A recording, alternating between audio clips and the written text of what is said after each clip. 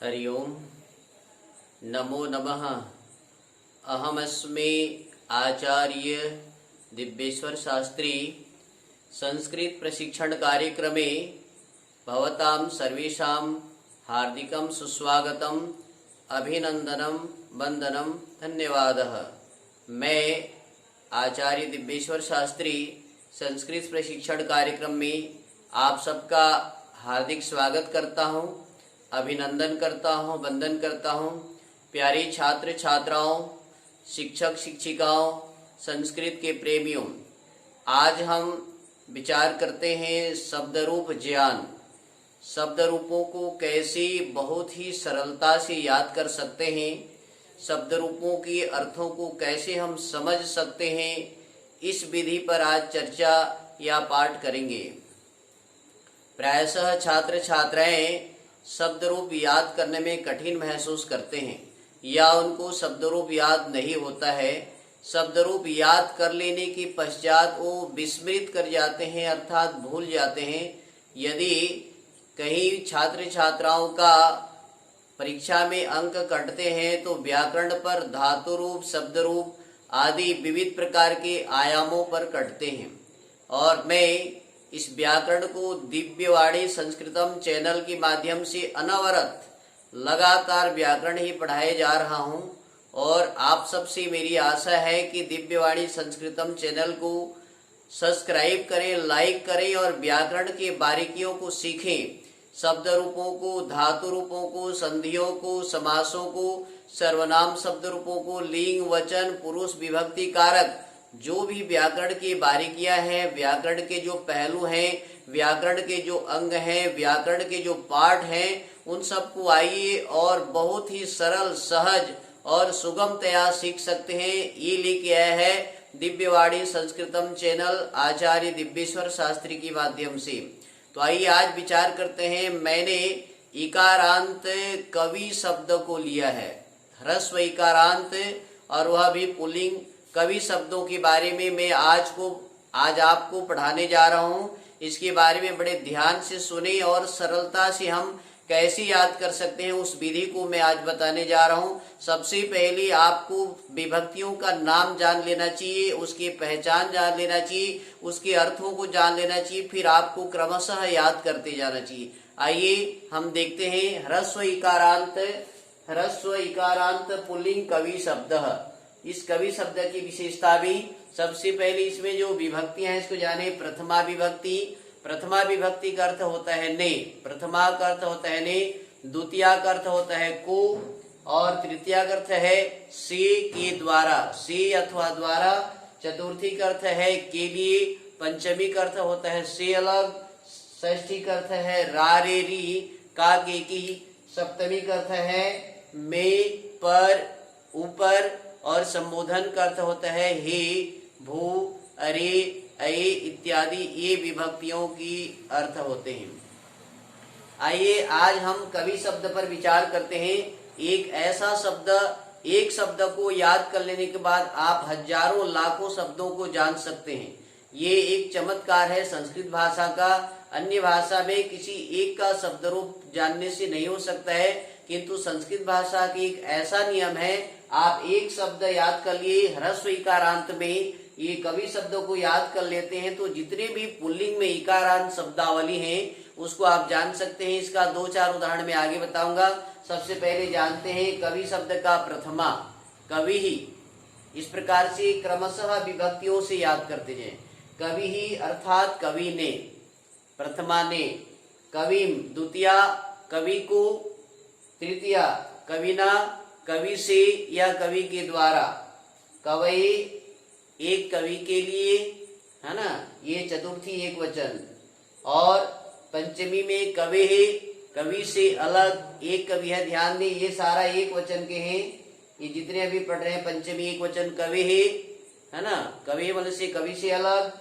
षष्ठी में रा रे री काके की होता है तो काके की, कवि है, कवि का, षष्ठी। सप्तमी का अर्थ में पर, ऊपर, तो इसका तीन अर्थ बनता है। ध्यान दें। कवौ, इसका संस्कृत है कवौ, औ की मात्रा ध्यान देंगे, कवौ, तो यहाँ बनेगा एक कवि में या एक कवि पर या एक कवि के ऊपर, और हे कवि अर्थात हे एक कवि, ये प्रथमा विभक्ति को एक वचन के ही शब्द रूप को पहले याद कर लें। कवीम, कविहि, कवीम, कविना, कवये, कविहि, कविहि, कवौ, कवि संबोधन। ये प्रथमा का याद करने का बहुत सरल तरीका। प्रथमा विभक्ति से प्रथमा, द्वितीया, तृतीया, चतुर्थी, पंचमी, षष्ठी, सप्तमी और संबोधन एक वचन के रूपों को पहले याद कर लें, जैसे कविहि, कवीम, कविना, कवये, कविहि, कविहि, कवौ, कवि। ये एक वचन के 7 विभक्तियों में रूप आपको संस्कृत और हिंदी में दोनों बताया। अब द्विवचन में चलते हैं। ये सारे बीच वाले जो है द्विवचन दिख रहे हैं आपको, इसको याद करें। कवि दीर्घ इकार, कवि प्रथमा में, द्वितीया में भी कवि, तृतीया में कविभ्याम, और चतुर्थी में कविभ्याम, पंचमी में कविभ्याम, षष्ठी में कव्युः, और सप्तमी में भी कव्युः, और संबोधन का अर्थ है द्विवचन में कवि दीर्घ इकार। अब इसके अर्थ जानते हैं। कवि, दो कवियों ने, ध्यान दें, दो कवियों ने, कवि द्वितीया, दो कवियों को, द्वितीया का अर्थ है को, कविभ्याम, दो कवि के द्वारा या दो कवि से, तृतीया का अर्थ होता है से के द्वारा, चतुर्थी के लिए अर्थात कविभ्याम, दो कवियों के लिए, है ना, और पंचमी का अर्थ होता है से अलग अर्थात दो कवियों से अलग, षष्ठी का अर्थ होता है का के की, रा रे री। तो इस प्रकार से कव्योः, कव्योः में विसर्ग होगा, और दो कवियों के या दो कवियों का ऐसा कह सकते हैं। सप्तमी में पर ऊपर, दो कवियों में, दो कवियों पर, दो कवियों के ऊपर, संबोधन हे कवि अर्थात हे दो कवि। इस प्रकार से आपने द्विवचन अर्थात प्रथमा, द्वितीया, तृतीया, चतुर्थी, पंचमी, षष्ठी के द्विवचन को आपने याद कर लिया और आपको समझ में आ गया। इसको बार बार सुनिए। द्विवचन का कवि, कवि, कविभ्याम, कविभ्याम, कविभ्याम, कव्युः, कव्युः, कवि। इस प्रकार से द्विवचन को बार बार सुनेंगे, बार बार पढ़ेंगे, बार बार देखेंगे। छात्र छात्रों, आपको निश्चित मैं आपको लिख के देता हूं, आपको याद हो जाएगा। 3 बार आप इस वीडियो को सुनेंगे, 3 बार रिवीजन करेंगे, 3 बार पुनरावृत्ति करेंगे, तो पूरी तरह से आप जिस धातु रूप, जिस शब्द रूप को याद करना चाहेंगे याद हो जाएगा। तो आइए बहुवचन पर चलते हैं। बहुवचन में कवयः, प्रथमा में कवयः, कवि ने, बहुत सारे कवियों ने। हाँ, द्वितीया बहुवचन कवीन, कवीन में अर्थात कवियों को। तृतीया बहुवचन कवि भी ही, कवियों के द्वारा या कवियों से, ये तृतीया बहुवचन है। उसके पश्चात है चतुर्थी में कविभ्यः, सभी कवियों के लिए। पंचमी में कविभ्यः, सभी कवियों से अलग। षष्ठी में कवि नाम, सभी कवियों के या सभी कवियों का। सप्तमी में कविषु, सभी कवियों में, सभी कवियों पर, सभी कवियों के ऊपर। संबोधन हे सभी कविगण। इस प्रकार से संबोधन का जान सकते हैं। बहुवचन का रूप एक बार फिर सुने। कवयः प्रथमा बहुवचन, कवीन द्वितीया बहुवचन, कविभिः तृतीया बहुवचन, कविभ्यः चतुर्थी बहुवचन, और कविभ्यः पंचमी बहुवचन, कवीनाम षष्ठी बहुवचन, कविषु सप्तमी बहुवचन, कवयः प्रथमा संबोधन का बहुवचन। इस प्रकार से आपने इसको जान गए, सीख गए। आगे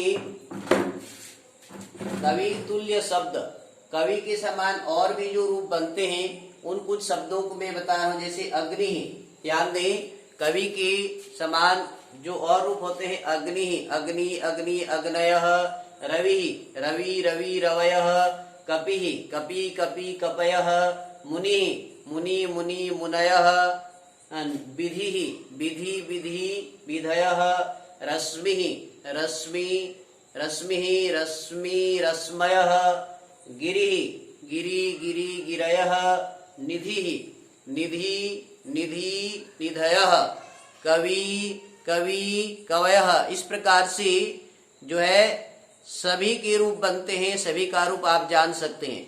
इसको याद करने का एक सरल तरीका मैं लगातार बच्चों को पढ़ाया जा रहा हूं और बच्चे इसको बहुत सरलता से सीख रहे हैं।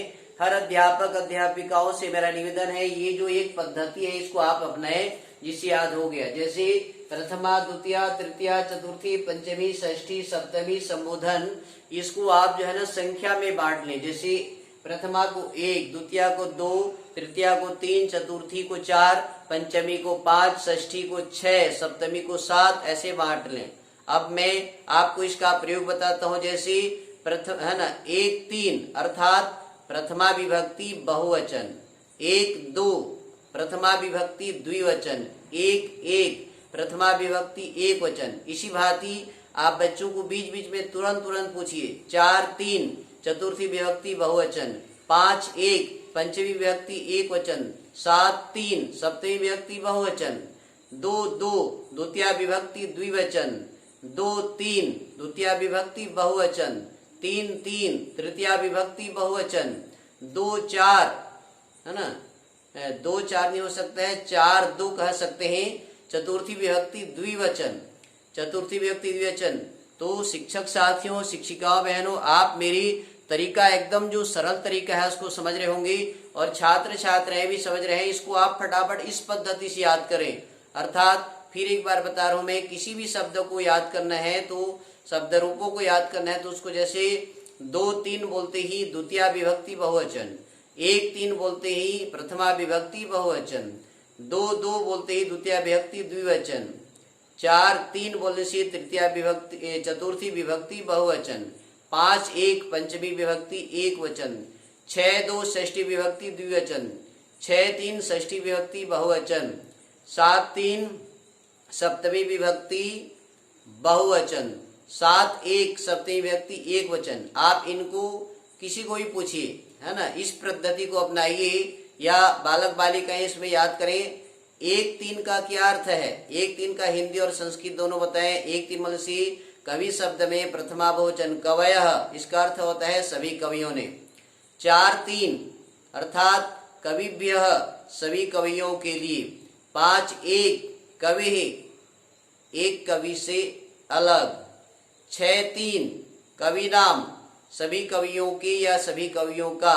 7, 1 कवि कवौ, 7, 1 कवौ संस्कृत में, और अर्थ बनेगा एक कवि में, एक कवि पर, एक कवि के ऊपर। इस प्रकार से संबोधन, संबोधन का एक अर्थात हे एक कवि अर्थात कवि।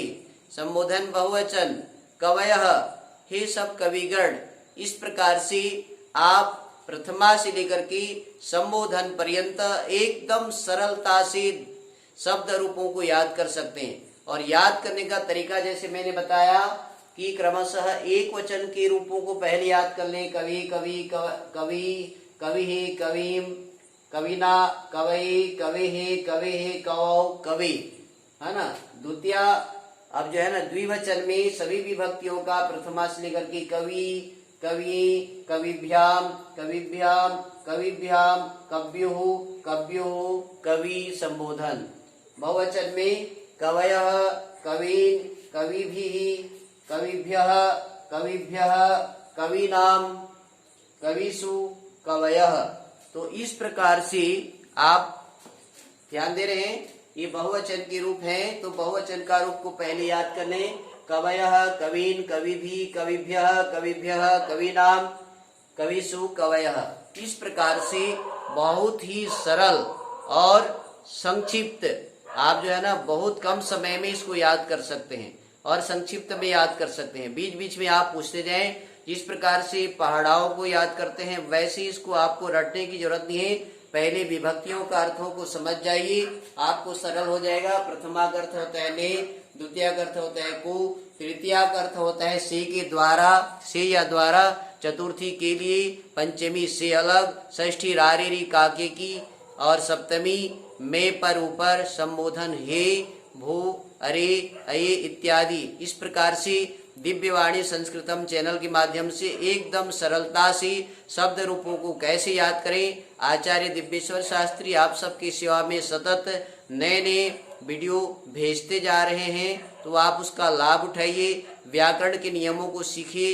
इन्हीं शब्दों के साथ मैं आप सबको पुनः पुनः धन्यवाद करते हुए, साधुवाद देते हुए, अभिनंदन और वंदन करते हुए दिव्यवाणी संस्कृतम चैनल से जुड़े रहें। लाइक करें, सब्सक्राइब करें, ज़्यादा से ज़्यादा छात्र छात्राओं में पहुँचाएं। संस्कृत सीखने वाले विद्यार्थियों में, संस्कृत सीखने वाले अध्यापक अध्यापिकाओं में इसको पहुँचाएं और संस्कृत भाषा का लाभ लें। इन्हीं शब्दों के साथ आप सबको कोटिशः धन्यवाद देते हुए, नमन करते हुए मैं आप अपने वाणी को विराम की ओर ले चलते हुए कहूँगा, जय तु संस्कृतम, जय तु भारतम, जय तु संस्कृतम। नमो नमः, नमो नमः, धन्यवादः।